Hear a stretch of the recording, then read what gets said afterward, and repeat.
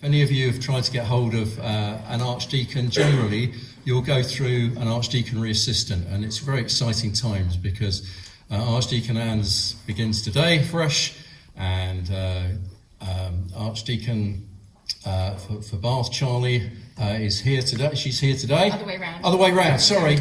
Anne's is here today. Anyway, so we've got two brand new ones, and Alison is going to tell us in a moment about her amazing, rather unusual journey of calling into her role. But first, Alison, you do a lot of work supporting administrators around the diocese. What would you say in broad thrust is your view of administration as a gift? So I think effective administration is probably the foundation of everything, because actually if you've got really good administration, it allows other ministries to flourish, it releases the gifts of others. So I would say that almost administrators are sort of Deborah's Lego bricks at the bottom, being the foundation of all of the ministry of the church. Fabulous, thank you. And now for the grand finale. This is only the second and final question. Would you like to describe your journey into calling as an Archdeacon administrator? Yes, it's a bit of a confession story, really. Fortunately, Archdeacon Simon knows this already, so it won't come as a shock to him. But I can't say that I went through any process of discernment or considering my calling to this role.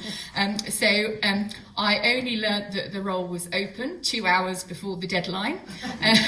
I had an email saying that Archdeacon Simon's previous assistant was retiring, and would I like to join a Zoom session to wish her well. And I thought, well, that must mean that there's an opening. I had practiced as a solicitor for 13 years, doing family work, doing commercial property work, and I got to the point where I really didn't find it fulfilling.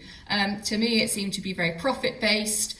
The priority every day was reaching your billing target, and not really helping people. So I took a bit of a career break. Didn't know what the future held, saw the opening. It was 10 o'clock in the morning. I scribbled my application really furiously. A friend of mine who's a prison chaplain called when I was doing this application, and I basically said to him, shut up, go away. I'm doing something really urgent. I haven't got the time to explain to you what I'm doing, but I'll call you later. And I think I got the application in about 5 minutes before the deadline. So I honestly cannot say that there was any process of discernment happening with me, or any consideration of whether I was called to the role. Retrospectively, of course, I know that I'm in exactly the right place, and I know that God, he could have given me more time, but I know that he gave me that nudge just when I needed it, and whilst I may not have recognised the call beforehand, I certainly recognise it afterwards.